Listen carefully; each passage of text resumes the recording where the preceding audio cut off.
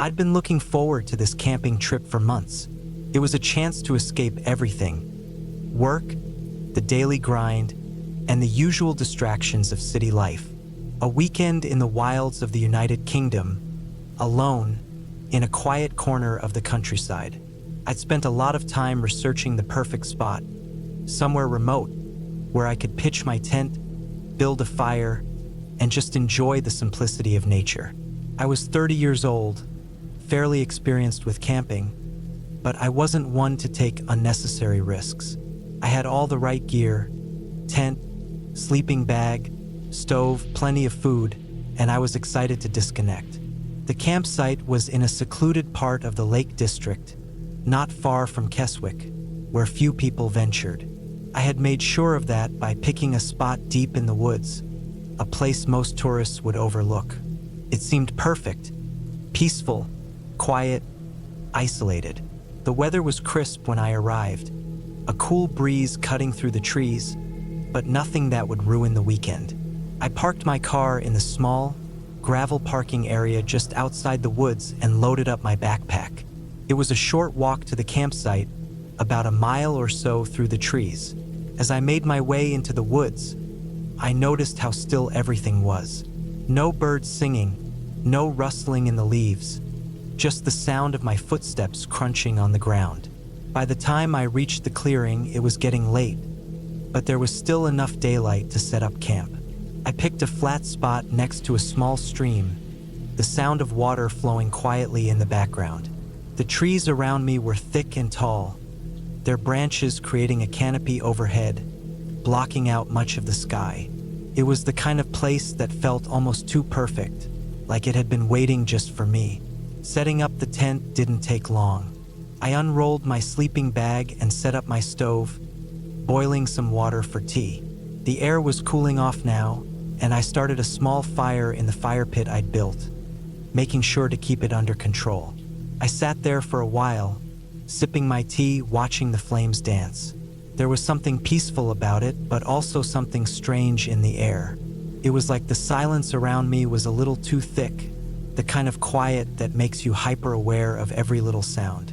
I shook it off. It was probably just the isolation. As darkness settled in, I went into the tent to get some rest. The fire outside crackled, and I could still hear the gentle stream gurgling in the background. I had left the tent flap slightly open to let in some air, but when I lay down, I noticed the temperature had dropped quickly. I pulled my sleeping bag tighter around me and closed my eyes. Sleep didn't come as easily as I'd hoped. My mind was restless, and I kept hearing sounds: footsteps in the leaves, a branch snapping. Every time I perked up, there was nothing, just the wind, or maybe the wild animals I'd read about: foxes, deer, badgers. Nothing to worry about. At around midnight, I heard it, a rustling sound right outside my tent. It wasn't the wind, it was too deliberate, too close. My heart started to pound. I froze, holding my breath, waiting for any other sound. The rustling came again, followed by what sounded like footsteps, slow and measured.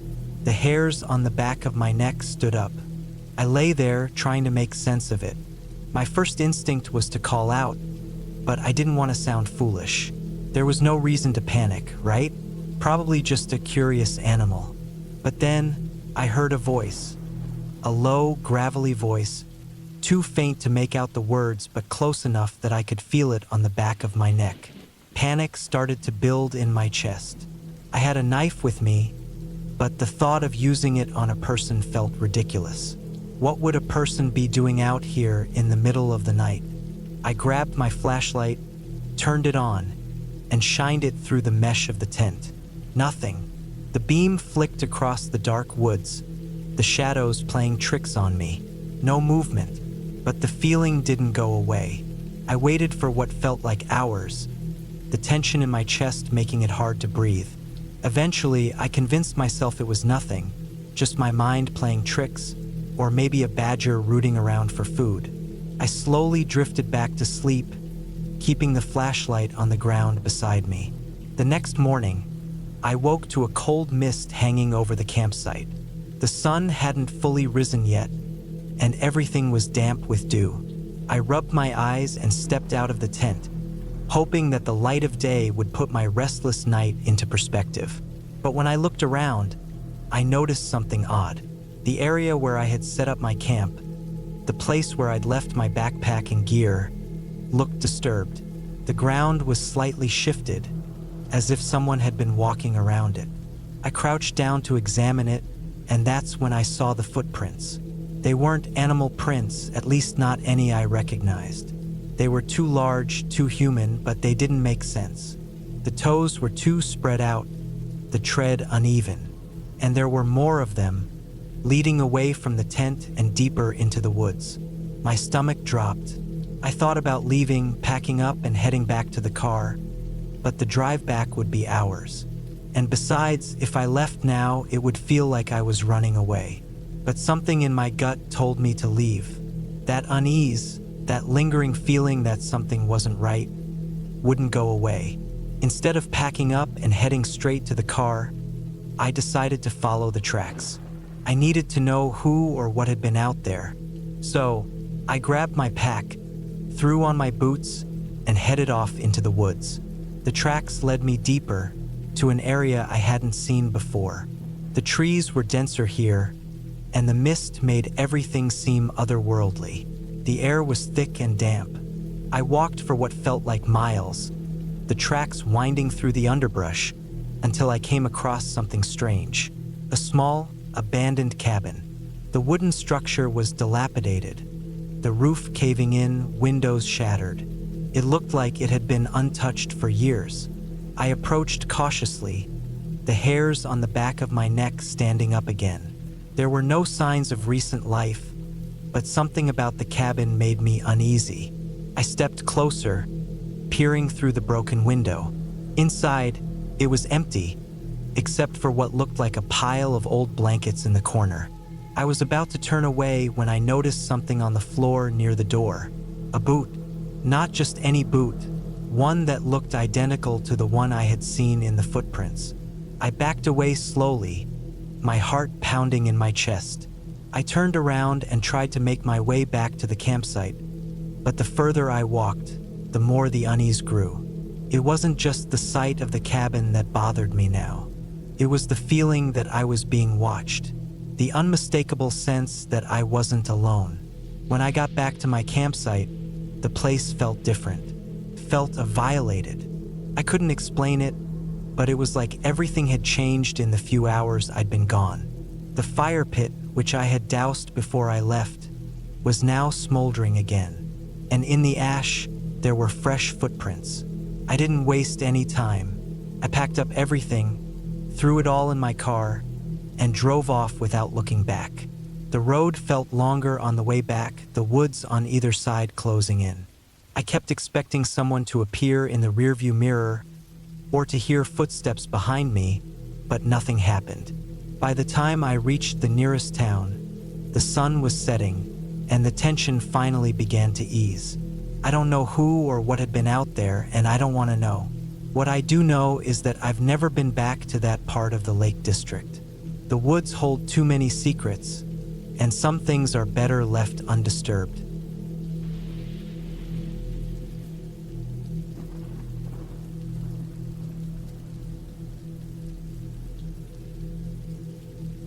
It was late September, and I had decided to take a solo camping trip in the dense forests of the Appalachian Mountains. The air was cool but not yet cold, just the perfect temperature for a weekend away from the noise of the city. I had been feeling run down and needed time to recharge, so the plan was simple. Pitch a tent, cook some meals over a fire, and enjoy the silence. No distractions, no responsibilities, just me and the wilderness. I'd been to these woods before, years ago, with friends. It had always been a place of peace, where the only sounds were the rustling of leaves and the occasional chirp of crickets at night. This time, I was going alone. I thought it would be therapeutic, a way to reflect on things in my life that I hadn't had time to process. I was in my late 20s, a little burned out from the constant grind of work, and I figured this would be a good way to disconnect. The trail I hiked in on was quiet, and I only passed a couple of other campers who were setting up near a distant lake. They waved, but I was in no mood for conversation. I kept to myself, heading deeper into the woods, past the lake, and toward a small clearing I had found on an old map. It wasn't a marked campsite, which was perfect. It meant I wouldn't have to share the space with anyone. By the time I reached the clearing and set up my tent, it was already late afternoon. The sun was starting to dip behind the tall pines, casting long shadows over the ground. I was exhausted from the hike, so I set up camp quickly, unpacked my gear, and started a fire. The smoke twisted lazily in the breeze, and the warmth felt good against the cool evening air. After some time, the sun finally disappeared, and the forest was plunged into a deep, heavy darkness. I had packed a small dinner, nothing fancy, and sat near the fire eating quietly, enjoying the solitude. I'd seen some wildlife on my hike in, a few deer, a couple of squirrels, but other than that, the forest felt still, almost unnervingly so. It was the kind of silence that made you feel like you were the only one there. That's when I first heard it. At first, it was so faint that I thought I had imagined it. A soft rustling sound coming from the edge of the forest. It didn't sound like an animal. Animals don't rustle that way. It was the sound of something or someone moving carefully through the underbrush. My heart rate picked up, but I told myself it was probably just a deer or maybe even a bear. I was alone and I was used to the wilderness after all. But the noise continued, slow, deliberate, like something was circling my camp. I stood up and grabbed the flashlight from my backpack, scanning the treeline, my heart pounding now. The beam of light swept over the dark shapes of trees and brush, but there was nothing, just the shadows playing tricks in the forest. I sat back down, trying to calm myself, but the rustling wouldn't stop. It was getting closer now. My mind raced, thinking about what could be out there. Maybe another camper, someone trying to sneak up on me? I told myself that was all it was. But the longer I listened, the more the hair on the back of my neck stood up. It didn't feel right. I stood up again, this time moving cautiously toward the edge of the camp where the sound was coming from. I shone the flashlight into the darkness. There was nothing, no movement, no eyes glinting in the light, just the endless shadows of trees. That's when I saw her. At first, I thought I was imagining it. A figure, standing just at the edge of the clearing, barely visible in the darkness. It was a woman. Her face was pale, almost ghostly under the dim light, and her hair hung in tangled knots around her face. She wasn't moving, just standing there, staring at me. I froze. My breath caught in my chest as the realization hit me. She hadn't been making the noise, but she had been out there, watching me for who knows how long. I couldn't see her eyes, not clearly, but I knew she was looking directly at me. I felt a chill run down my spine, something primal in the pit of my stomach telling me that I was not safe. Without thinking, I turned and grabbed my phone from the tent.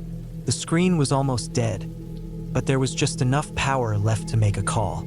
My hands were shaking as I tried dialing, but the signal was weak, nothing but static. I turned back toward where the woman had been, but she was gone. My heart pounded in my chest as I scanned the dark woods.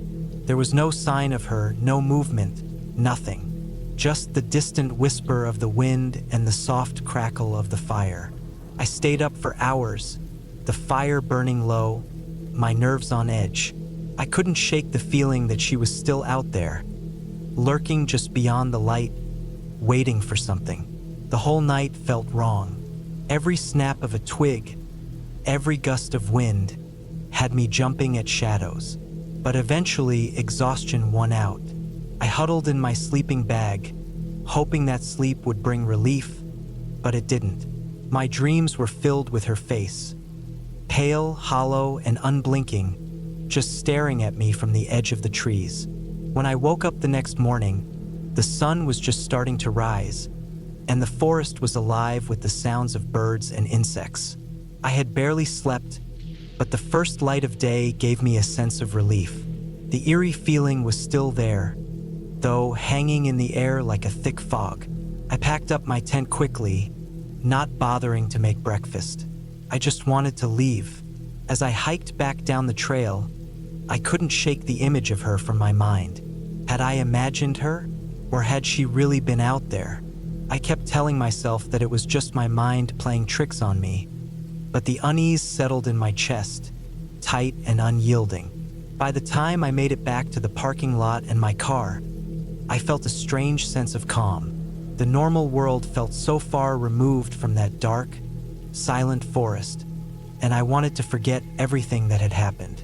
But something had changed in me, a quiet, nagging thought that would not leave. She was out there, somewhere. I haven't gone camping since that trip. I still enjoy being outdoors, but I stick to well-populated areas now. I never saw that woman again, but there's a part of me that knows I wasn't imagining her. And every time I hear rustling in the trees, every time I find myself alone in the woods, I can't help but think back to that moment. The feeling of being watched, the unsettling sensation of her eyes on me from the darkness. Some things once seen are never forgotten.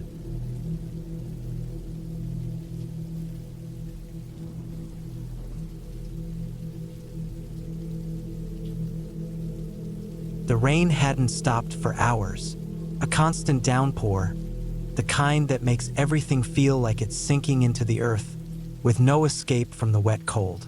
The campfire that had been burning so brightly earlier in the evening was nothing but a heap of smoldering ash now, the warmth long gone, chased away by the relentless rain. I sat in the small canvas tent, the thin fabric not offering much protection, and listened to the sound of the rain hammering against the roof. The rustling of the trees just outside the tent mixed with the steady drip-drip of water pooling in the ground. My name is Lucas, and I was supposed to be enjoying a peaceful camping trip in the French countryside with my friend, Matt. We'd planned this trip for weeks, looking forward to getting away from the city, away from everything. The idea was simple. A couple of days in the woods, just the two of us, hiking, fishing, and being out in nature. A little escape from our busy lives. But it hadn't turned out quite the way I imagined. It all started when we arrived at the campsite, a remote spot in the hills near a tiny village called Montilou, the kind of place where the streets are narrow, the houses old and worn, and the locals barely speak a word of English.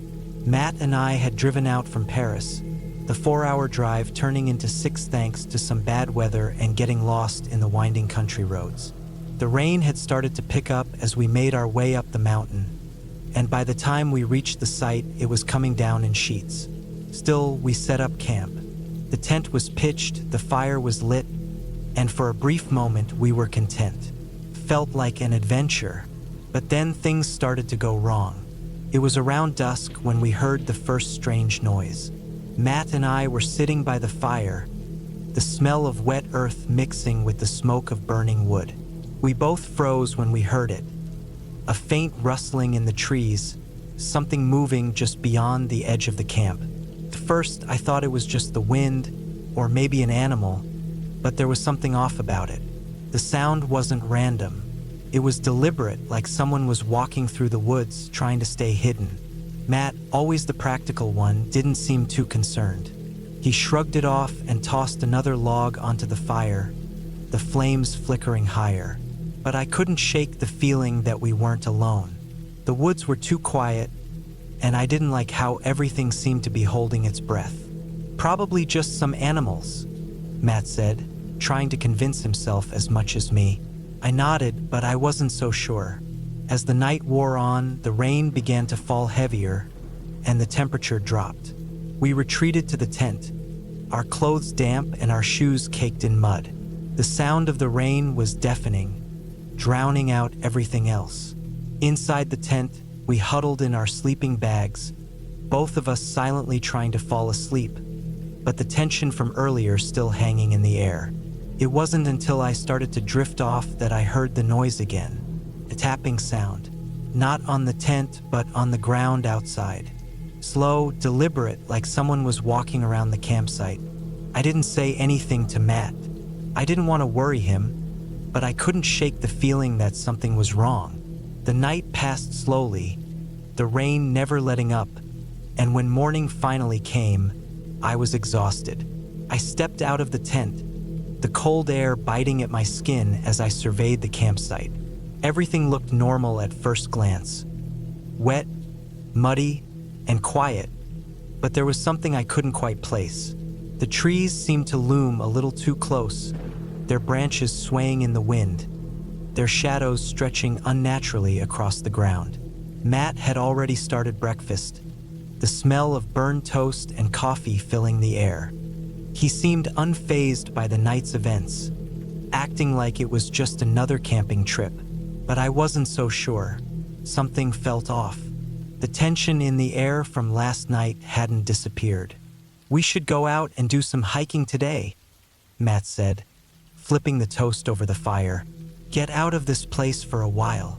I didn't want to say it, but I was starting to feel uncomfortable. The forest felt too thick, too suffocating. The idea of being out there, alone and vulnerable, was becoming less and less appealing. But I didn't want to ruin the trip, so I forced myself to agree. We packed up our gear and set out into the woods, the rain still pouring down in sheets. The trail was muddy, the ground slippery beneath our boots. We walked for hours, the only sounds being the rain and our footsteps. It should have been peaceful, but there was a nagging feeling in the back of my mind, something that made every snap of a twig or rustling of leaves make me jump. Around noon, we stumbled upon something strange. It was a small, dilapidated cabin, hidden deep in the woods, half swallowed by the overgrown brush. The roof had caved in, and the windows were cracked, some of them broken completely. There were no signs of life around it, no footprints, no trails leading up to it. It looked like it had been abandoned for years. "What do you think?" Matt asked, eyeing the cabin with curiosity. I wasn't sure what to think. The cabin was a curiosity, but it felt wrong, like it had been forgotten for a reason. I suggested we keep moving, but Matt, always the explorer, insisted we take a look inside. Against my better judgment, I agreed. We pushed open the door, the rusted hinges squealing in protest. Inside, the air was stale, musty, and cold. The floorboards creaked under our weight as we moved further in, our flashlights sweeping across the room. It was empty, save for a few pieces of broken furniture and debris scattered around. There was an old stove in the corner, but it hadn't been used in years. There was something unsettling about the place, the way it felt abandoned but still waiting. After a few minutes, I started to feel uneasy. Something about the silence felt too heavy, too oppressive. I mentioned it to Matt, but he just shrugged, telling me I was overthinking things. Still, I couldn't shake the feeling that we weren't alone. We decided to leave, and as we stepped back out into the rain, I noticed something that made my blood run cold. There were footprints around the cabin, not from animals, but from human feet. Fresh prints, too, as if someone had just been here. The hairs on the back of my neck stood up, and I instinctively looked around, but there was no sign of anyone. "Let's get out of here," I said, my voice sharp with unease. Matt didn't argue. We made our way back to the camp, the unease growing with each step. The rain had stopped for a moment, and the forest seemed quieter than before. We didn't speak much as we walked, both of us lost in our thoughts. It wasn't until we reached the campsite that I realized something was off. The tent was gone. It was gone, vanished, just like that.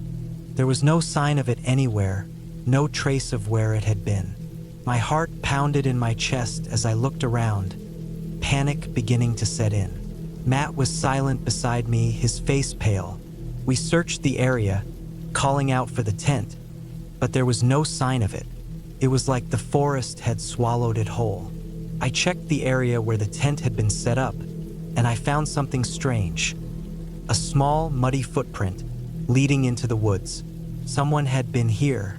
We followed the footprints, our footsteps heavy and quick in the mud.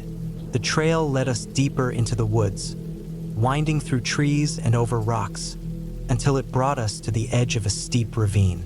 There, at the bottom, we found the tent. It wasn't the same tent we'd set up. This one was torn and shredded, the fabric ripped as if something had attacked it. There was a smell in the air, something rotten and decayed. I felt a wave of nausea wash over me, and I turned away, but Matt was already moving closer. Then we heard it, a crackling noise coming from somewhere in the distance. It was faint at first, like a radio tuning into a station, but it grew louder, clearer. And then we saw him, a man, tall, wearing a dark jacket, his face hidden by a hood. He stood at the edge of the ravine, staring at us. I couldn't make out his features, but I felt the weight of his gaze, cold and calculating. We didn't speak. We didn't need to.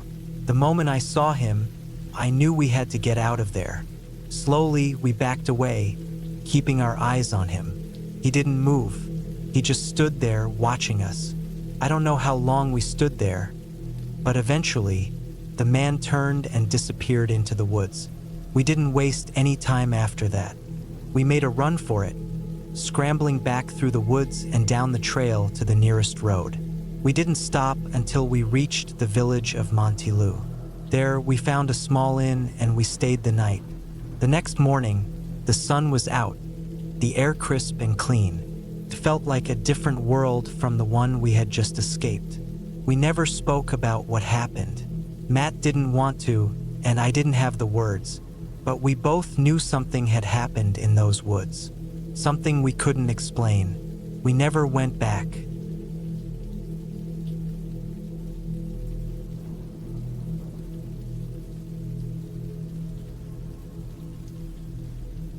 It was the summer of 2012, and I had decided to take a much-needed break from the grind of everyday life. Work had been draining, and I was looking for something simple and quiet. Just me, the woods, and a few days to clear my head. I wasn't exactly a seasoned camper, but I knew enough to get by. My friends, Andrew and Chris, had been teasing me about being a city boy, but I was determined to prove them wrong. I could handle a couple of days in the wild.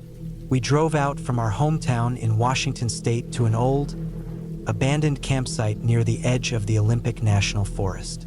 This place had been unused for decades, a relic of a time when people actually camped out there. I found the idea of it appealing, the isolation, the quiet. I needed that. No phone signal, no interruptions, just nature. I liked the idea of getting away from everything, especially since my life had been filled with noise lately. The drive was long, winding through forests, with the occasional view of the rugged mountains in the distance. The air felt fresher as we climbed higher, the trees becoming denser, towering overhead like silent giants. The sky was clouded, but the rain hadn't yet begun, though I could feel it coming in the distance. It was one of those summer storms that could roll in quickly and without warning. As we pulled into the abandoned campsite, I couldn't help but feel a strange sense of unease. It wasn't anything specific, just the feeling of being somewhere forgotten. The ground was overgrown with grass and weeds, and the small wooden cabins, once used by campers, were now decaying, with cracked windows and roofs that had long ago caved in. I tried not to think too much about it, telling myself that it was just a bit of old history. I unloaded our gear with Andrew and Chris, setting up tents near the remains of what had once been a fire pit. The woods surrounded us on all sides, the towering trees blocking out the fading light from the setting sun. By the time we finished setting up camp, the first few drops of rain started to fall. We retreated into our tents and began to prepare a simple dinner, our laughter filling the air as we cracked open beers and joked around. I could hear the steady drumming of rain against the canvas, and the smell of damp earth filled the air. It felt like the perfect escape. But as the evening wore on, A strange feeling kept gnawing at the back of my mind.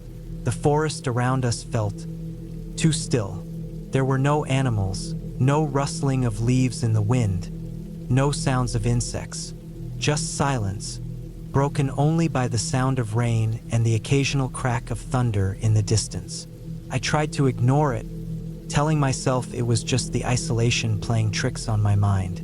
But the longer I sat there, the more I felt like we weren't as alone as I had hoped. My mind kept drifting to the abandoned cabins, the ones that seemed so out of place in the midst of the forest. Why had they been left behind? Why hadn't anyone come here in years? Chris was the first to mention it. He was sitting across from me, staring into the flickering light of the campfire, his face lit by the orange glow. "You ever wonder why this place was abandoned?" he asked, his voice low. I had thought the same thing earlier, but hearing it out loud made it sound so much worse. I shrugged, trying to laugh it off. "Probably just because it's so isolated," I said. "People don't come out here much anymore." Andrew, who had been quiet up until that point, looked around, his eyes scanning the surrounding forest. "Yeah, well, I've got a bad feeling about this place." I gave him a sideways glance, trying to dismiss his unease. "It's fine. We're just here to relax. Nothing's going to happen." But as I spoke the words, a strange sensation washed over me. I glanced up at the darkening sky, the clouds thickening, and felt that heavy weight of something unspoken hanging in the air. The tension in the air was palpable, but no one said anything more. We just sat in silence, the sound of the rain the only thing that filled the space between us. As the night wore on, the storm outside grew worse. The rain came down harder, and the wind began to howl through the trees. It sounded almost unnatural, like the forest itself was alive and restless. I crawled into my tent, trying to ignore the unease that had settled in my stomach. But sleep didn't come easily. Every creak of the trees, every gust of wind that rattled the tent walls, made my heart race a little faster. Something didn't feel right.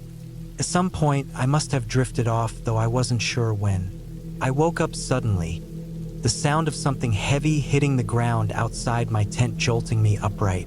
My heart hammered in my chest, and I lay still, listening.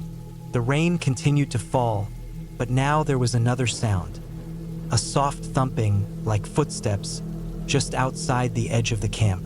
It wasn't the sound of animals. It was too deliberate, too human. I held my breath, straining to hear more. The footsteps stopped, and for a moment, there was only the sound of the wind. Then, a faint whisper, like someone calling out. I couldn't make out the words, but I didn't need to. My blood ran cold. I grabbed my flashlight and unzipped the tent slowly, trying not to make any noise. I stuck my head out, scanning the camp. The fire was now nothing but glowing embers, and everything else was swallowed by the darkness. I saw no one. Maybe it was just my mind playing tricks on me. After all, I was out in the middle of nowhere, in a storm with nothing but my thoughts to keep me company. Still, the hairs on the back of my neck stood up. I couldn't shake the feeling that we weren't alone. Something was out there, watching us. I sat in my tent, waiting, but nothing happened. The rain continued to pour, and eventually, I convinced myself that I had imagined it. I closed my eyes and tried to sleep, but every small noise outside kept me on edge. I don't think I got more than an hour of sleep that night. The next morning, I woke up to find the storm had passed, leaving behind a quiet, misty forest. The air was thick with moisture, and the smell of wet earth filled my lungs. I crawled out of my tent, trying to shake off the lingering fear from the night before. Andrew and Chris were already up, sitting around the fire pit, poking at the remnants of the firewood. Neither of them seemed to notice that I was on edge. We spent the day hiking around the area, exploring the old cabins and the overgrown trails. Everything seemed normal during the day. Bright sunlight filtered through the trees, and birds chirped overhead. But every time I passed the cabins, I couldn't help but feel like something was watching me from inside them. As the sun began to set, we sat around the fire once again. This time, there was no mistaking it. The feeling of being watched was stronger than ever. I glanced around nervously, but no one else seemed to notice. I could see the trees swaying in the wind, and I could hear something else now, something faint, a scraping noise coming from the direction of the cabins. Without saying a word, I stood up, my heart racing. I made my way over to the closest cabin, the one that looked like it had collapsed the most. The door was hanging off its hinges, and the broken windows were dark and empty. As I approached, the scraping noise stopped. I pushed the door open slowly, half expecting to find something or someone inside. But the cabin was empty. It was just as abandoned as I had thought. And yet, the hairs on my neck stood up. I wasn't alone. I backed away slowly, my eyes scanning the trees around me. There was no sign of anyone, but I couldn't shake the feeling that I was being followed. That night, I couldn't sleep at all. I stayed in my tent, fully awake, listening to every sound in the forest. The wind had picked up again, and the trees creaked in the distance. The strange scraping noise had returned, but this time it was closer. It was coming from the abandoned cabin. I wanted to leave. I wanted to pack up and head back to the car, to the safety of the world I knew. But for some reason, I stayed. Maybe I thought it was just my imagination. Maybe I thought I could make it through the night. The next morning, we packed up and left without saying much to each other. We didn't need to. We all knew. None of us spoke of it, but we all felt the same thing. The woods had never felt more alive with secrets. As I drove away, the sight of the abandoned campsite in my rearview mirror felt like a weight lifted. But I couldn't shake the feeling that something had been there with us. Something that watched us quietly in the shadows. Something that would remain in the woods, waiting for the next unsuspecting visitor. I never went camping in the woods again after that. Some places are better left forgotten.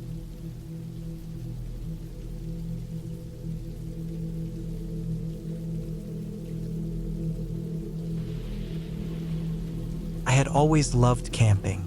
There was something about being out in the woods, away from the constant noise and distractions of city life, that brought me peace. But this trip, in the fall of 2019, would be different.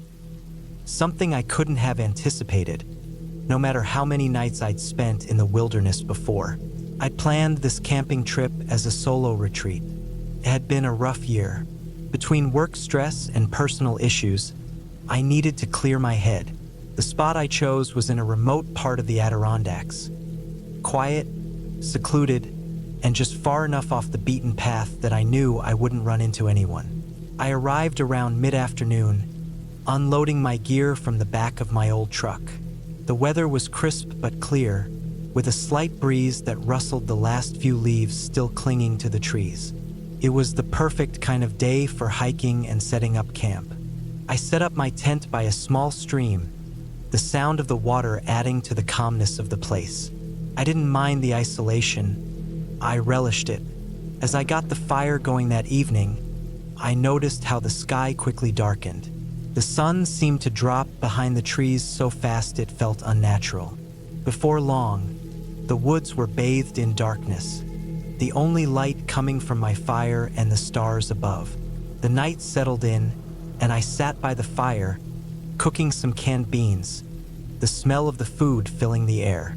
I heard the usual sounds of the forest, leaves rustling, the occasional bird call, and the distant howls of wolves or coyotes. I felt comfortable, at ease. This was what I needed. But then, around midnight, something changed. The air turned unnervingly still. The forest went quiet. No rustling leaves, no animal noises, nothing. The silence was so deep that I began to feel like the woods were holding their breath. I brushed it off at first, thinking maybe it was just the wind settling down. I tossed a few more logs on the fire, and the flames crackled, offering some comfort. But then I heard it. A faint sound, barely audible at first, but unmistakable. It was the sound of footsteps, slow, deliberate, coming from somewhere deeper in the woods. My heart skipped a beat. I strained my ears, trying to figure out where it was coming from. The footsteps weren't loud enough to be an animal.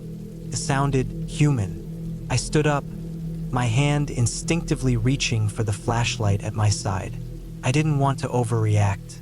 Could just be another hiker, someone else out for a night stroll. But something about it didn't feel right. I had chosen this spot specifically because it was far from any marked trails. I hadn't seen another soul since I arrived. The footsteps continued, closer now. I turned off the fire for a moment, trying to listen. I didn't hear breathing or voices, just the crunch of leaves underfoot. My mind raced, wondering if someone had somehow found their way into this secluded part of the forest. I grabbed my flashlight, flicking it on. The beam of light cut through the darkness, illuminating the trees in front of me. The footsteps had stopped. I scanned the area, but all I saw was the forest stretching out, the shadows deepening as the night grew darker. I exhaled, relieved, but the unease still lingered. Maybe it was just a deer or some other animal moving through the woods. I told myself that it was nothing to worry about. I spent the next few minutes in silence, waiting, but nothing happened. I was starting to convince myself that I had imagined it when I heard the sound again. This time it was closer, way too close. I could tell it wasn't an animal anymore. The footsteps were heavy, almost deliberate, as if whoever or whatever was out there was moving toward my camp. I froze. I shouldn't have been so calm. I should have packed up and left right then. But I didn't. Something inside me told me to wait, to see who it was, what it was. The footsteps stopped right at the edge of my camp. I could feel the presence of someone or something just beyond the circle of light from my fire. I held my breath, every muscle in my body tense. And then I heard a rustling, followed by a low grunt. My flashlight flickered as I turned it toward the sound. There, just outside the reach of the light, was a dark figure. I couldn't make out any details, just a tall silhouette standing still. I didn't move. My mind screamed at me to run, but I couldn't. I had no idea what I was dealing with. Was it a person, a hunter, or something else entirely? The figure didn't move. It just stood there, watching. The air was thick with tension, and every instinct in my body told me to act. Run, fight, scream, anything, but I couldn't. After what felt like an eternity, the figure finally shifted, took a step forward, then another. Slowly, it stepped into the circle of light. I held my breath as it emerged fully into view. It was a man, or at least it seemed to be. He was dressed in old, worn-out clothes, ripped jeans, a torn flannel shirt, and boots that were caked in dirt. His face was grimy, his hair matted and long, but it was his eyes that caught my attention. They were wide, wild, and filled with an eerie, almost crazed intensity. He didn't say anything. He just stood there, staring at me. I didn't know what to do. Should I call out? Should I ask if he needed help? But something told me not to. Something told me to be quiet, to not make any sudden moves. For a long time, we just stood there, staring at each other. I could hear the distant sounds of the woods again, the rustle of leaves, the faint chirping of crickets. But this man didn't move. He just watched me. It felt like hours, but it was probably only a few minutes before he finally turned around and began walking away, slowly fading into the dark. I didn't wait to see where he went. I didn't wait to see if he was coming back. I grabbed my gear, packed everything up as quickly as I could, and climbed into my truck, my hands shaking as I started the engine. I didn't care that it was late or that I had no real destination. I just needed to get away. But as I drove down the narrow road, away from the camp, my mind kept replaying the encounter over and over. Who was that man? What was he doing out there, alone in the woods at that hour? It wasn't until I reached the nearest gas station, nearly an hour away, that I realized something else. Something that sent a cold chill down my spine. I hadn't heard a gunshot, or the sound of someone chopping wood, or anything that would have indicated he was part of a group. But there was something else. Something that I noticed when I was packing my truck. Something I hadn't caught in the moment. The man's face, the look in his eyes. It wasn't just wild. It was desperate. And his clothes, those weren't just worn-out camping clothes. They were clothes that looked like they'd been worn for days, maybe even weeks. As I sat there in my truck, trying to calm my racing heart, I suddenly realized what that strange figure had been. He wasn't a hunter. He wasn't even a lost hiker. He was someone who had been out there for much longer than I had. Someone who had been living in the woods. Someone who was either lost or worse.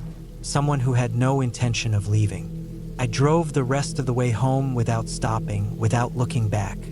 I don't know what happened to that man, but one thing was for sure. I would never camp in that spot again. The woods have their own rules, and some things once seen can never be unseen.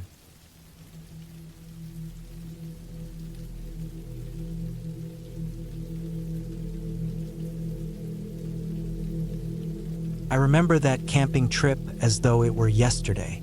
It wasn't supposed to be anything special. Just a few days out in the wild to disconnect from the world, get some fresh air, and maybe catch a few game animals for the freezer.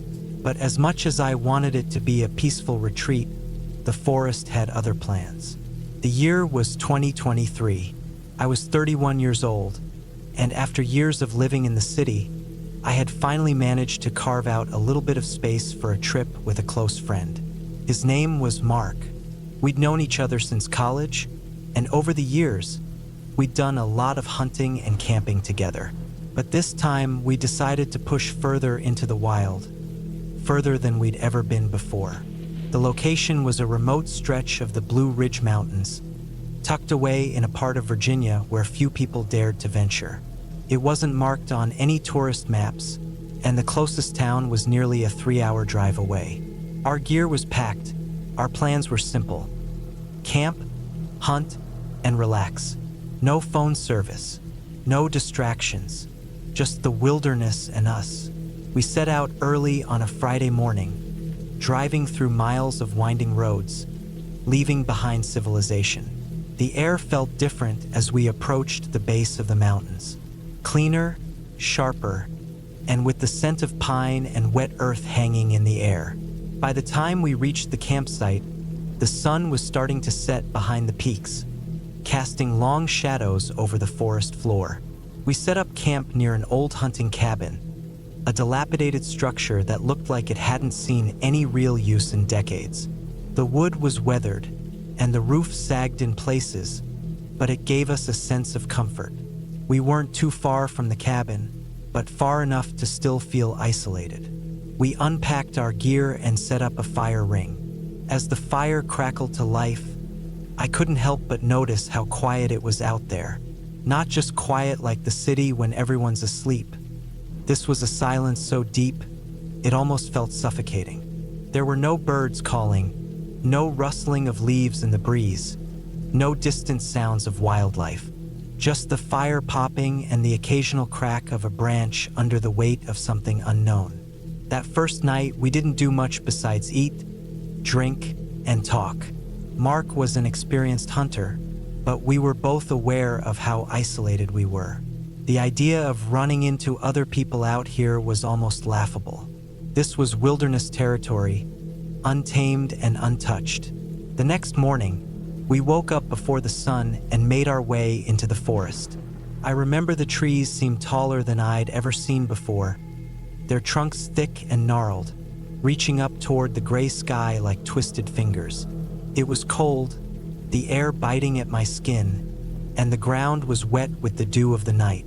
We tracked for hours, moving slowly through the underbrush, keeping our eyes peeled for any sign of deer or wild boar. Mark was ahead of me, navigating the terrain with ease. I, on the other hand, was still getting used to the rugged landscape, tripping over roots and slipping on the wet ground. By noon, we had covered several miles, and I was starting to feel the fatigue setting in. We took a break to eat some jerky and drink water, sitting on a fallen log at the edge of a clearing. The forest around us was still eerily quiet, not a single animal in sight. "Let's head back to camp," Mark suggested, wiping his hands on his pants. "There's no sign of anything out here." I agreed, and we started making our way back. It wasn't until we were halfway through the forest that things began to feel off. At first, it was just a sense of unease. You know that feeling when someone's watching you, but you can't pinpoint who or what? That's how it started. A constant itch on the back of my neck. A subtle shift in the air, like something had changed. Mark seemed to notice it too, but he didn't say anything. His usual confident stride had slowed, and his eyes darted around more frequently. "We're not alone," he muttered, barely audible. I didn't ask him what he meant. I felt it too. We moved a little faster, our steps quickening as the unease grew. The trees began to close in on us, their twisted branches reaching out like claws. Every snap of a twig, every rustle of the leaves made me jump, my heart racing in my chest. And then we heard it, a low growl somewhere off to our left. Not a wolf or a coyote, but something deeper, more guttural. It rumbled through the forest, vibrating the very ground beneath us. I froze, my breath caught in my throat. Mark, who had turned pale at the sound, grabbed my arm and pulled me behind a tree. "Stay still," he whispered urgently. I didn't need to be told twice. I held my breath, straining to hear anything over the pounding of my heart. The growl came again, this time closer, and I could almost feel the ground shake beneath me. Something large was moving through the underbrush, and it wasn't alone. Mark motioned for me to follow, and we started moving again, keeping as quiet as possible. We tried to backtrack toward the cabin, but the woods seemed to stretch endlessly, every path leading us in circles. The growls became more frequent, closer with each passing moment. It wasn't until we stumbled upon a clearing that we finally saw it. At first, it was just a shape in the distance, moving between the trees. A figure, tall and broad-shouldered, its movements jerky and unnatural, like it was struggling to maintain some semblance of balance. But there was something wrong about it. Its posture was off, its gait too erratic. And then it turned. Its face, if you could even call it that, was a twisted mess of features. Pale, gaunt skin stretched over a skull that was too long, too thin. Its eyes were the worst part. They were wide, like they didn't belong to a human at all. Too big, too dark. And they were locked onto us. I could feel the air grow heavier, the forest pressing in on us. My legs wanted to run, but I couldn't move. Mark didn't say anything, but I saw him reach for his rifle, his hands shaking. The figure started moving toward us, dragging its feet with a strange, limp motion. And then it stopped. It was no more than 20 feet away from us, its head tilted in a way that wasn't natural. Its mouth opened, revealing rows of teeth that seemed too sharp, too jagged. It let out a sound that was half snarling, half screeching, a noise that sent a chill down my spine. I remember looking at Mark, my mind racing. We were outmatched. There was no way we could outrun it. There was no way we could fight it. We were on its turf, but we had to try. Mark raised his rifle, his hands shaking so badly I could barely hear the click of the safety coming off. He fired. The shot echoed through the forest, deafening in its intensity. But the figure didn't flinch, didn't even seem to acknowledge the bullet. Took a step forward and then another. It was getting closer. Without thinking, I grabbed Mark's arm and pulled him toward the cabin. We ran, adrenaline pumping through my veins, heart hammering in my chest. Behind us, I could hear the creature, No, the thing moving as well, its heavy footsteps crushing the ground underfoot. We made it back to the cabin, slamming the door shut behind us. We barred the door with whatever we could find. Logs, broken furniture, anything. My breath came in ragged gasps, my mind spinning with panic. We didn't sleep that night. We didn't dare make a sound. Every creak of the cabin, every gust of wind that rattled the windows made us jump. We sat in silence, watching the shadows stretch across the room, waiting for something to happen. And it did. The next morning, we cautiously opened the door, half expecting to see that thing waiting for us. But it was gone. The forest was still quiet, unnervingly so. We ventured out, our rifles ready, but there was no sign of the creature. No tracks, no blood, nothing. For days, we stayed in that cabin, too scared to venture far from it. We would hear it sometimes, those low, guttural growls coming from the woods, but we never saw it again. It wasn't until we were packing up to leave that I found something I hadn't noticed before, a set of tracks. But these tracks weren't from any animal I knew. They were too large, too deep in the mud, and they led straight into the forest, disappearing into the trees. We left that day, never speaking about it again. Mark and I never went camping together after that, and neither of us ever mentioned what happened out there in the mountains. To this day, I can't explain what we encountered. There's no name for it, no way to categorize it. But I know one thing for sure, whatever it was hunting us. And if we'd stayed much longer, I don't think we'd have made it out. The forest is still silent, even now, years later. But sometimes, I still hear that growl in my dreams.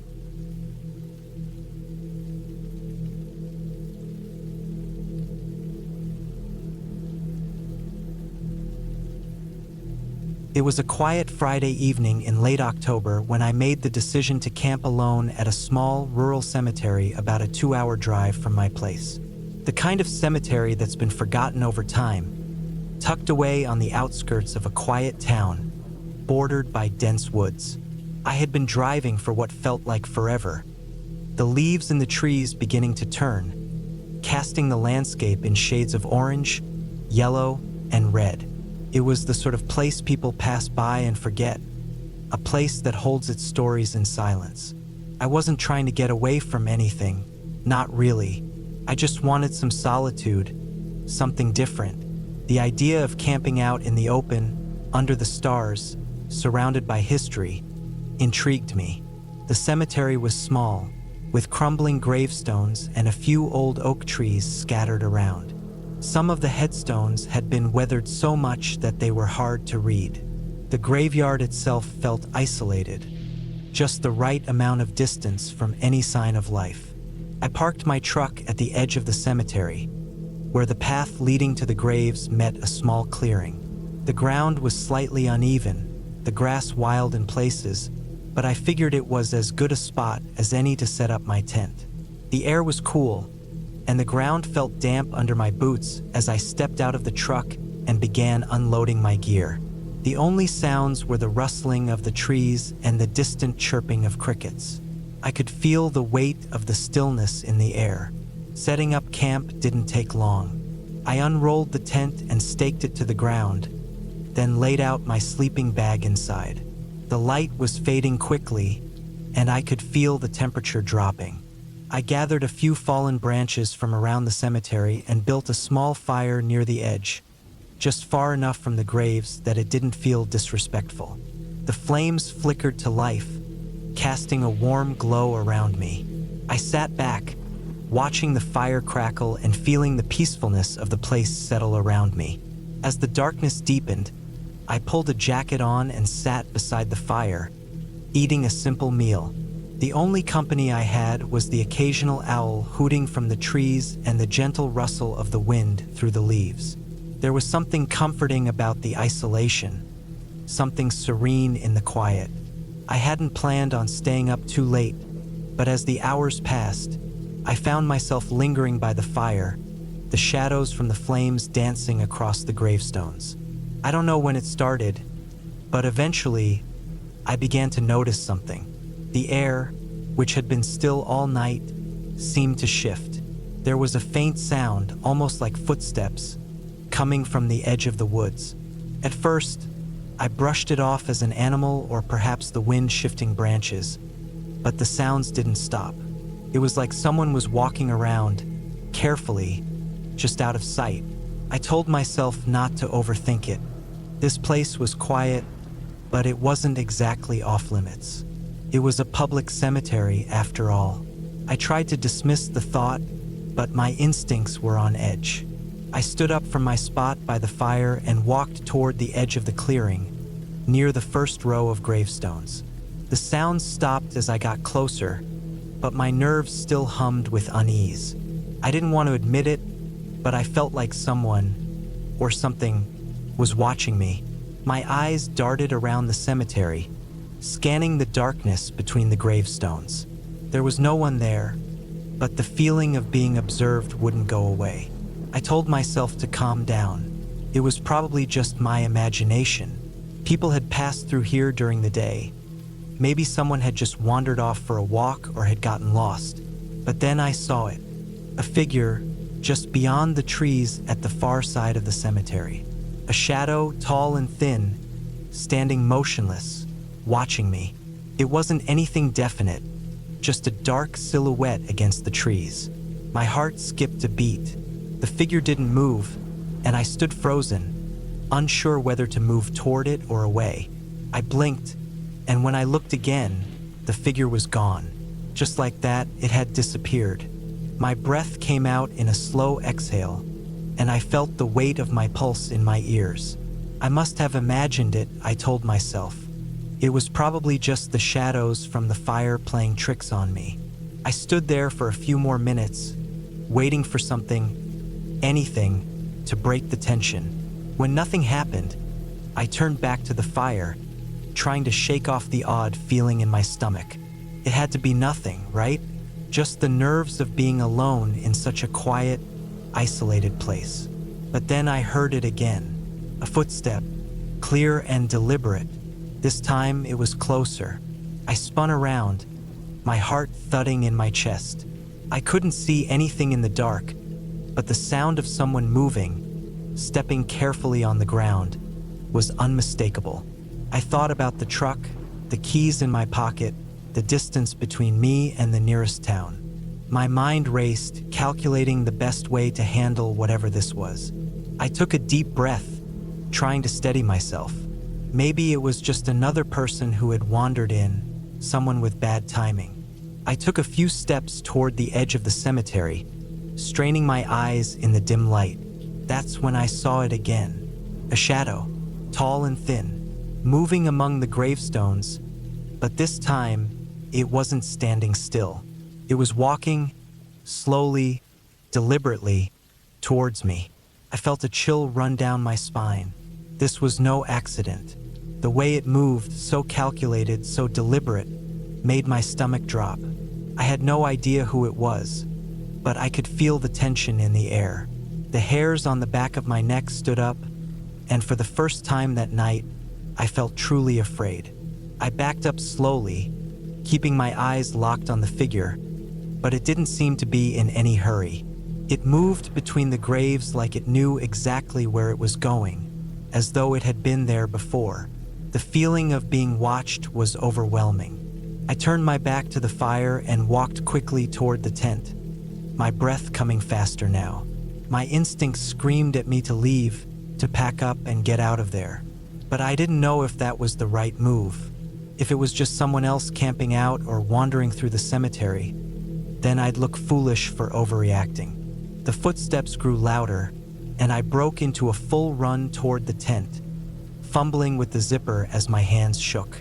I crawled inside, heart racing. I pulled the flap closed behind me, my breath echoing in my ears.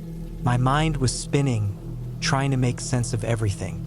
But as I lay there in the dark, listening to the stillness outside, I realized something. I wasn't alone. That much was certain, and I had no idea what I had gotten myself into.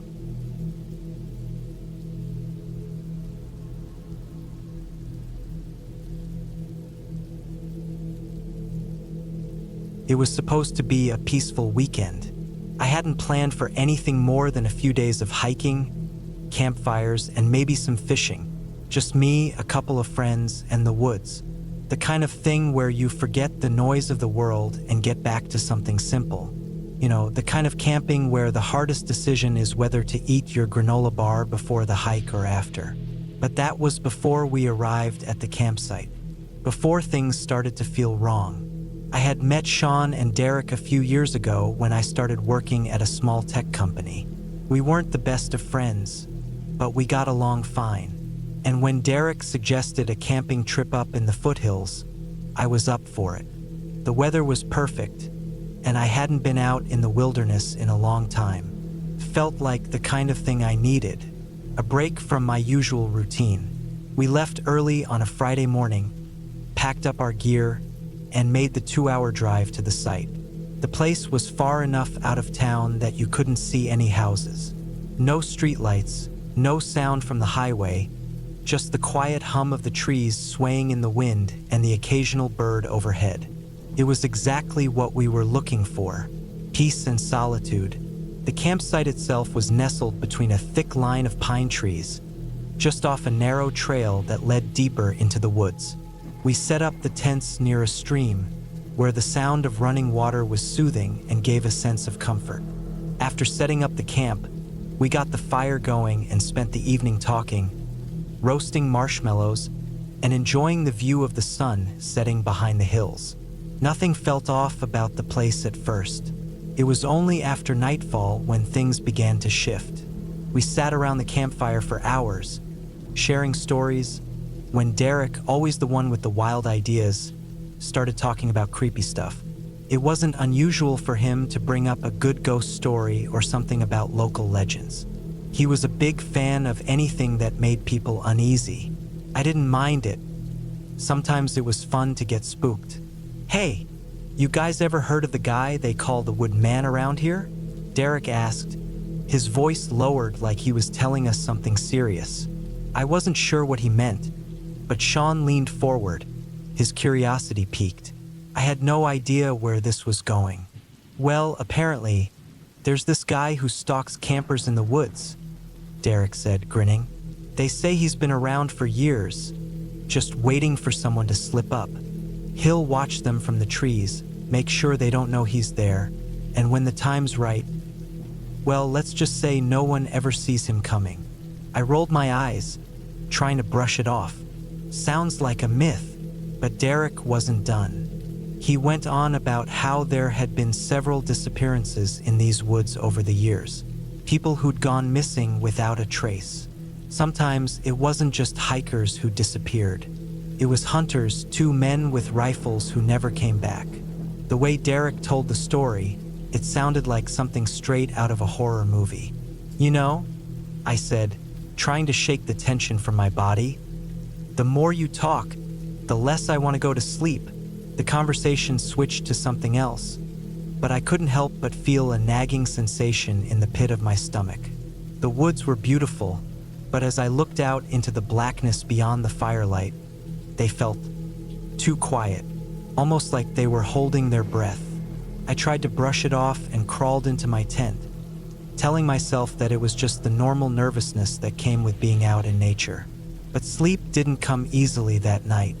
I kept hearing sounds, branches cracking, something moving in the distance. Every time I opened my eyes, it felt like the world outside was closing in. I don't know when I finally drifted off, but it couldn't have been long. The next thing I knew, I woke up to the sound of footsteps. I stayed perfectly still, listening intently. They weren't the normal sounds of animals that you hear at night. No rustling leaves, no distant howls. This was different. Heavy, deliberate footsteps. They weren't in the distance either. They were right outside my tent. I held my breath, hoping the sounds would go away. Maybe it was Derek playing a prank on me. He had a way of sneaking up on people, but this didn't feel like one of his jokes. The footsteps grew louder, and I could hear breathing, deep, ragged breaths like someone struggling to stay quiet. My heart raced. I slowly, silently unzipped the tent just a fraction, enough to peek outside. My eyes locked onto the darkness. There was nothing there, just the inky blackness of the woods. But I couldn't shake the feeling that something was out there, watching. I stayed awake the rest of the night, too terrified to close my eyes. The footsteps never came back, but I heard something else. A low, drawn-out whistle that seemed to echo through the trees. My mind raced. Could it have been a bird? A creature? No, it was too deliberate, too human. When dawn finally broke, I couldn't get out of that tent fast enough. I unzipped the flap and stepped outside, the cool morning air hitting me like a slap in the face. I quickly scanned the campsite, nothing out of the ordinary. Derek and Sean were still asleep, oblivious to whatever had kept me awake. I didn't tell them what I heard. Maybe it had been nothing. Maybe I was just too on edge. But I couldn't shake the feeling that something was wrong. The day passed uneventfully. We hiked further into the woods, staying mostly on the main trails, sticking to familiar paths. There was something about the woods now, though, something that made every tree seem a little darker, every rustling sound a little more threatening. By the time we made it back to camp, I could barely wait to settle in for the night. But the sun was still up, so we decided to fish by the stream. It wasn't long before we heard it, a rustling sound. At first, we all thought it was an animal, a deer maybe, but the noise wasn't normal. It was too close, too deliberate. Someone, or something, was moving around in the woods nearby. I tried to stay calm, but my eyes kept darting from shadow to shadow. Derek and Sean weren't talking, their focus trained on the noise as well. It was impossible to ignore. Then it happened. A figure stepped out of the woods, half hidden by the trees. It was a man, tall, lanky, his face partially obscured by the darkness. But what really stood out was his eyes. They were wide, unblinking, and fixed on us. For a moment, no one moved. My heart was pounding in my chest. Who was this guy? What was he doing out here? He didn't say a word. He just stood there watching us. And then, without turning away, he slowly stepped back into the trees, disappearing from sight. We didn't wait around to see if he was coming back. We packed up the fishing gear in a rush, hardly speaking to each other, and made our way back to the campsite. The entire walk back, I couldn't shake the feeling of being followed. The rustling in the trees was too constant, too precise. That night, we didn't sit around the campfire. We didn't talk or joke. We stayed inside our tents, waiting for something, anything to happen. The wind picked up again, howling through the trees. At some point during the night, I heard the footsteps again. Not just outside my tent this time. They were all around us, coming from all directions. And then the whistle, the same long, drawn-out sound from the night before. I was done. Whatever this was, I wasn't staying another night. I woke Derek and Sean, whispering urgently for them to wake up. We need to go. Now. They didn't question me. They could hear it too. We packed up our gear quickly, not caring about being quiet anymore. We had to leave, had to get out of those woods. As we made our way back to the trailhead, we didn't stop to look around. We just moved as fast as we could, our breath coming out in sharp gasps. And finally, after what felt like hours, we reached the car. When we got back to the city, I thought I was safe, but I couldn't shake the feeling that something had followed us, that whatever we had encountered in those woods wasn't done yet. And as I sit here now, I wonder if I'll ever truly escape that feeling. It wasn't a legend. It wasn't a myth. It was real. And I'm not sure that man, the one who had been watching us from the trees, was ever really alone.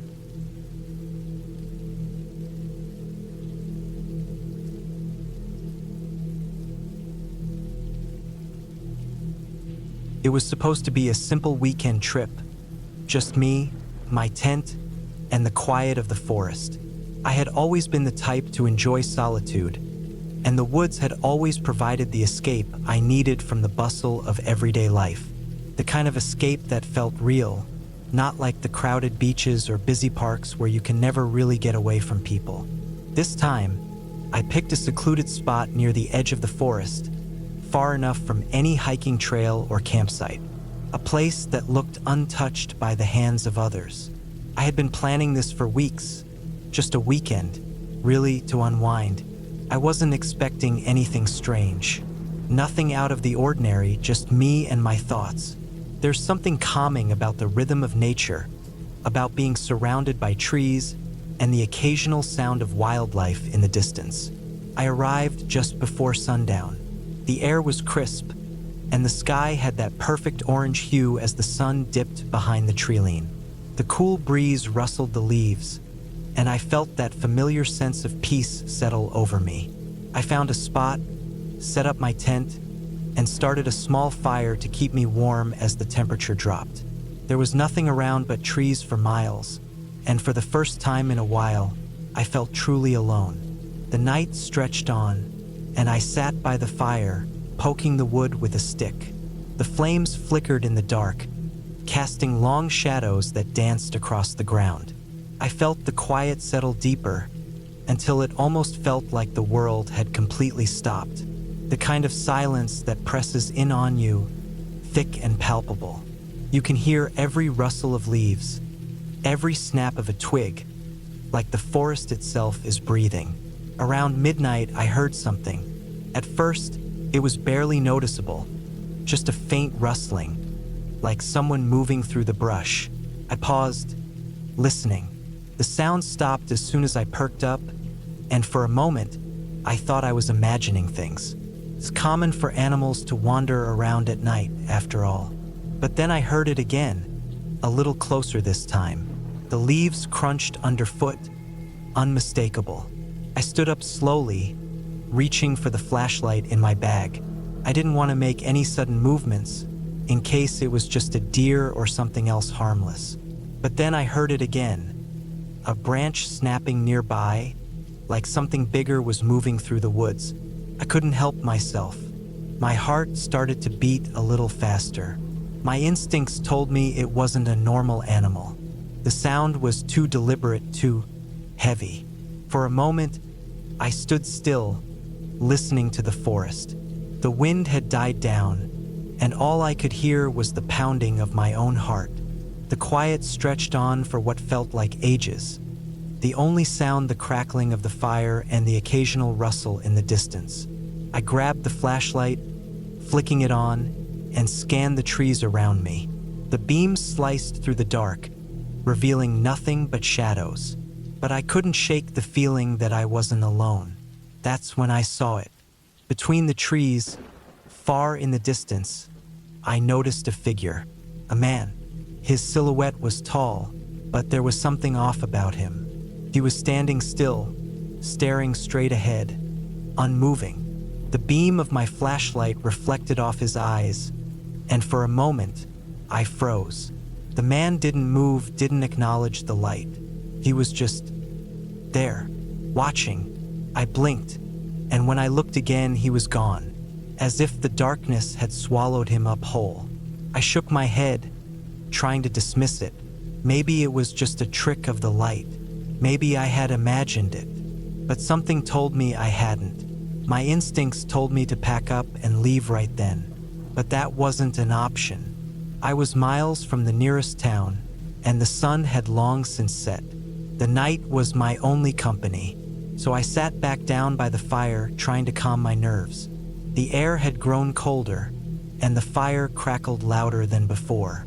I tried to tell myself it was nothing, just some random hiker passing through the woods. But deep down, I knew something wasn't right. The night dragged on. I tried to shake off the feeling of being watched, but it lingered. Every little sound, every rustling of the leaves, sent my heart racing. I couldn't relax, couldn't shake the sense that I wasn't alone anymore. Then, a new sound reached my ears. It was faint at first, but it grew louder, like footsteps. Slow, deliberate steps crunching through the underbrush, moving closer.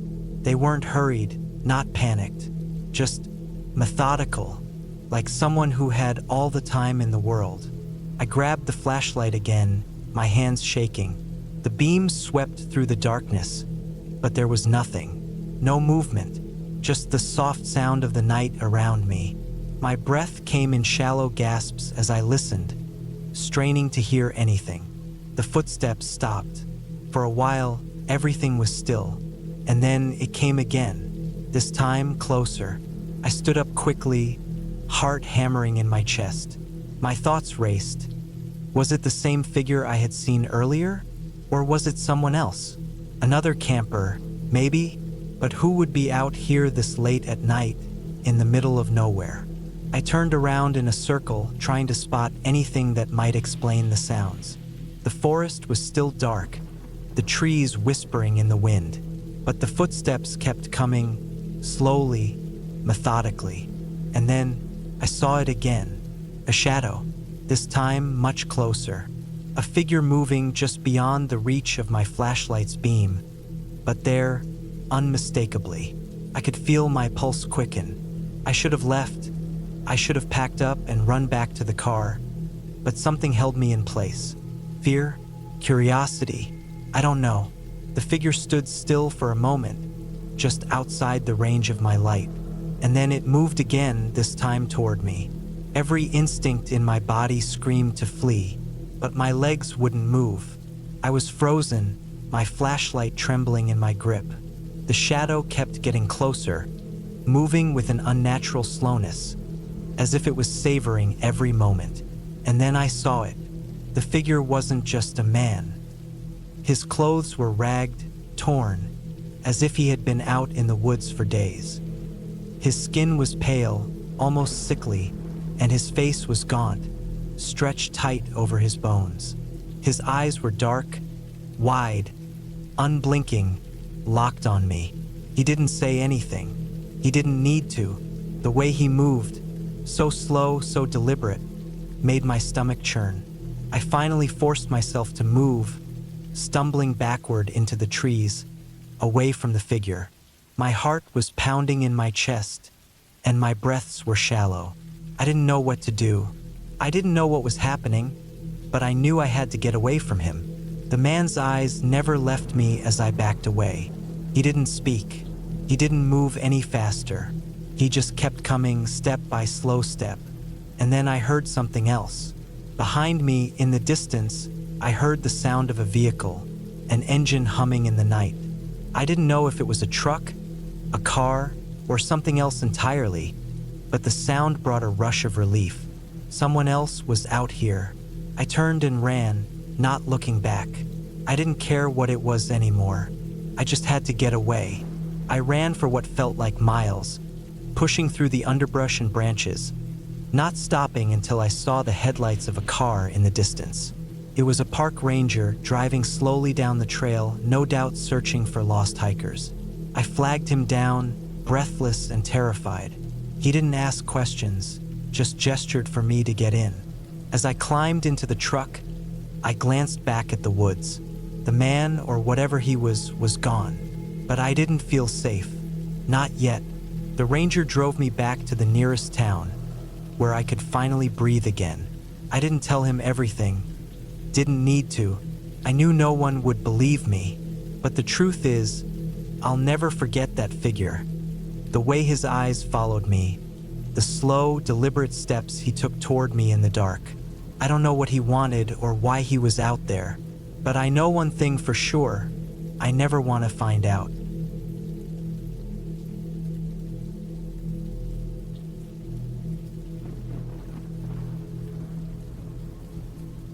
It was supposed to be just a regular hunting trip, nothing special. I had been going out to the woods since I was a kid, and every year, I take a week off to go camping and hunt the deer that roamed the mountain forests near my house. This time, though, I decided to go alone. It had been a rough year, and I needed some time away from everything to clear my head and get back to something simple. I didn't expect that trip to end with me questioning everything I thought I knew about the forest. The sun had already begun its descent behind the trees as I arrived at the edge of the dense pine forest. The air was cooler than I had expected for late autumn. the leaves already turning yellow and orange, carpeting the forest floor.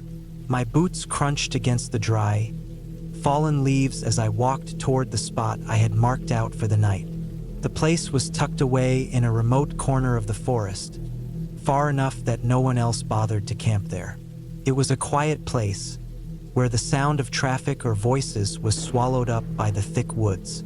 Setting up camp was second nature to me at this point. I found a spot clear of rocks and stumps, and after a while, I had my small tent pitched, the campfire laid out with firewood stacked neatly nearby. I unpacked my gear, rifle, hunting knife, survival pack, and then, as a habit, I checked the weather again. The forecast had called for a slight chill, with no rain predicted, but you never knew when the weather could turn unexpectedly in the mountains.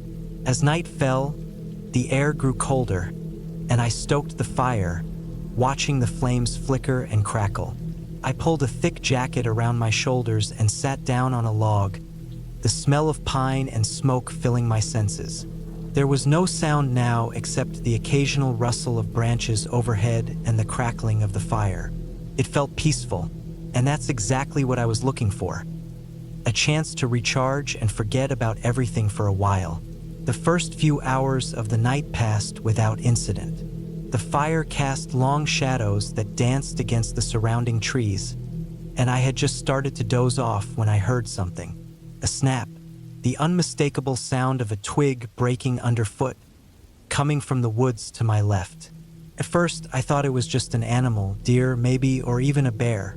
I had encountered them before on hunting trips, though bears usually stayed well away from human camps. I grabbed my rifle instinctively, not quite sure why. Old habits die hard, but when nothing else happened, I put it back down and let out a slow breath. I should have paid more attention to that sound. I tried to get some rest, but sleep wouldn't come. I kept hearing things in the woods around me, twigs snapping, leaves rustling, the distant growl of what could have been an animal, but I never heard any animals growling like that. It was low, almost human, and the hair on the back of my neck stood up as I realized I couldn't hear any other wildlife. No night birds, no distant calls of coyotes, not even the buzz of insects. The forest had gone eerily quiet. I told myself it was nothing. Maybe the wind was playing tricks on me, or maybe it was just the isolation making my mind race. Still, I couldn't shake the feeling of being watched. Every time I turned my head, I felt the prickling of eyes on the back of my neck. Finally, after what felt like hours of lying awake in the dark, I decided I needed to check it out. The fire was burning low now, casting only faint orange glows in the immediate area. I grabbed my flashlight and rifle, making my way toward the trees. The wind had picked up slightly, and the branches above me creaked as the breeze moved through them. As I stepped deeper into the woods, I couldn't help but feel the weight of the darkness pressing in on me. The forest was dense here, thick with tall, ancient pines. The light from my flashlight only stretched a few feet ahead of me, but it was enough to reveal the rough bark of the trees and the shadows that lurked between them. There was no sign of whatever had made the noise, but there was something else. I paused, scanning the area with my light. At first, I thought it was just the shadows playing tricks, but then I saw it. A figure, standing at the edge of my flashlight's beam, nearly blending into the dark trunks of the trees. My heart jumped in my chest. It was tall, unnaturally so. Its outline was hard to make out, but I could see that it was too thin. Its limbs were long, impossibly long, and it seemed to shift like it was never quite standing still. I froze, unable to take my eyes off it, as if moving would somehow provoke it. The figure didn't seem to notice me, or if it did, it didn't care. It was just there, standing like a dark sentinel in the woods, watching. I took a step back slowly, my breath catching in my throat. I had hunted in these woods for years, and I had never seen anything like this. Whatever it wasn't human. It was something else, something that didn't belong. Then, before I could react, the figure moved. It didn't walk, not exactly. It seemed to glide, or perhaps it crawled. its limbs stretched out in a way that made me shudder. It moved with a speed that didn't make sense for how awkward its body seemed. One moment it was far away, and the next it was close, much closer than I expected, its face hidden in the shadows. I bolted. No thought, no planning. Just raw survival instinct. I turned and ran, my feet pounding against the dirt, my heart pounding in my chest. The crackling of the forest floor beneath my boots seemed to echo in the silence, but I didn't dare stop. Behind me, I could hear it, the sound of movement, fast and deliberate, following me. I didn't stop running until I reached my camp, the fire now a faint, dying glow. I crashed through the trees, breathless and shaking, feeling the weight of panic settle in my chest. I grabbed my pack, shoved the rifle into my hands, and backed toward the fire. Whatever it was, it hadn't followed me all the way to camp. The air around me was still, too still, like the forest was holding its breath. The rest of the night passed in tense silence. I didn't sleep, couldn't. I stayed close to the fire, keeping watch. At times, I thought I heard the faintest rustling in the trees, but nothing came close enough to make me believe it was the thing I had seen. By morning, I was exhausted, but I knew I had to leave. I packed my things as quickly as I could, every snap of a branch making me jump. I didn't want to stay another moment in that place. The hike back to my truck was a blur of exhaustion and fear. I didn't look back once. I just kept moving. When I finally reached the road, I couldn't help but breathe a sigh of relief. I had made it out. The truck felt like a sanctuary as I climbed inside, but as I started the engine and drove away, I couldn't shake the feeling that whatever I had seen was still out there, watching, waiting. The woods had always been familiar to me, but now they felt alien, dangerous. I never went back to that spot again. I don't think I ever will. Some things, once seen, can never be unremembered. Some things, once encountered, change you in ways you can't explain. Whatever I saw out there that night, whatever it was, I know it wasn't a trick of the mind or a wild animal. It was something else, something that doesn't belong in the woods. And I'll never know what it really was, but I know I never want to find out again.